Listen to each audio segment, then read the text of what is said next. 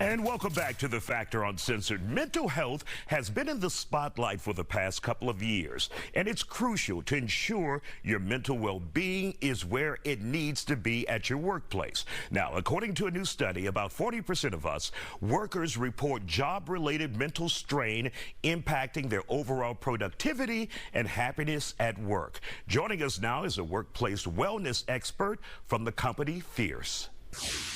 300 billion annually is lost to stress, and that includes workplace accidents as well as missed opportunities in collaboration and innovation. And another data point, Gallup does an annual survey where they assess globally what is the level of stress in the workplace. And 2021 and 2022 broke all-time records, as well as 2023, right? So this is a real issue, right, that's come out and even started before the pandemic. So a few things as far as the impact goes. I'm going to use the analogy that our chief behavioral science officer uses when he talks about very clear accidents from public service workers or people who are frontline respondents. And the story he likes to give me is this. So imagine you're a firefighter and you run and you sprint 4 miles, and then you immediately go into a high-risk burning building to save lives. Are you going to be at your best? Obviously, you're not going to be. You're tired, right? Yeah. So he flips it on the head and he goes, okay, great.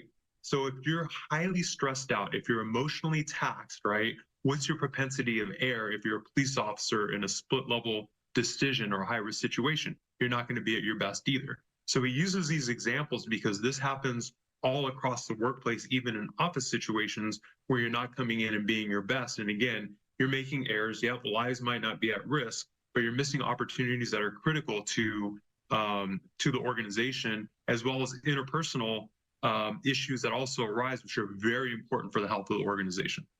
And when you talk about stress on the job, that could lead to hospitalization, just like a safety accident could lead to hospitalization as well for those who find themselves in danger on the job. What would be your best advice, not only to employers to look out for their own well-being, but for employers to make sure that their employees are okay on the job? Number one, mentally, and also number two, physically.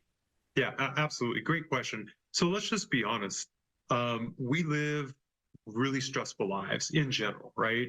And so, the question we always get is exactly the question that you've asked, which is, how much is it the employer's responsibility? So let's take a step back first and let's acknowledge the fact that we're being told to bring our whole selves to work, right? Which means our personal lives and our work lives, especially during the pandemic, have become a melding of the two, right? And let's also be honest with ourselves and look out in our macro environment and look what families have to endure. Higher cost of housing, higher cost of rent, higher cost of food, higher education is just ridiculously expensive, right? So with the compounding issues within the workplace of people expecting to do more with less, you also have external pressures that are impacting people's quality of life. So when they come into the workplace, then it is absolutely the employer's responsibility. Now, the position that we've taken is managers have a lot to do, executives have a lot to do to worry about in the workplace and competitive landscape. So how do you empower the individual employees to not only become self-aware of what's stressing them out the most in the workplace, but more importantly, how do they handle it? The old model of, your manager knows everything, they can identify issues that are happening as well as giving you resources, that model doesn't work anymore. But how do we empower the individual employees to become self-aware? This is my biggest stressor when I interact with John, who's my peer, and he, says microaggressions or says things that are rude or belittling to my work. Do I take this head on, in which case both of our anxieties rise and we don't necessarily solve the problem? Do I go and not say anything and tell 3 other people, which amplifies toxicity in the workplace? Again, both our stress levels are rising. Or do I engage it in a manner that gets to the root of the issue and that's conducive to enriching the relationship as well as solving our problems?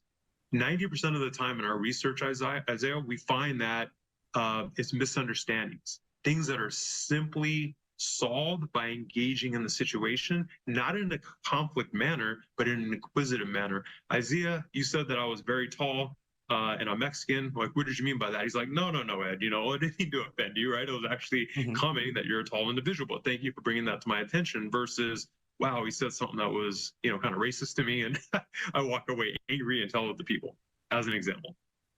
Absolutely. And if you have that impression and you have that kind of feeling and you bottle it up, you will only make it worse. That you're so right. And that's what we find in the workplace, Isaiah. I gave an extreme example, but a simple example such as your boss makes a comment in your performance review that you don't agree with. In our research, majority of folks, 90%, just walk away from that.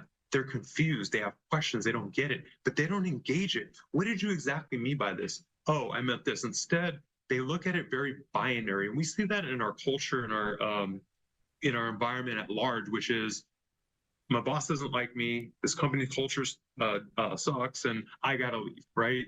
And that's why we see a lot of turnover. That's why we see a lot of toxicity. But again, from our research, 90% of the time, these things are misunderstandings that get quickly rectified when you engage it correctly.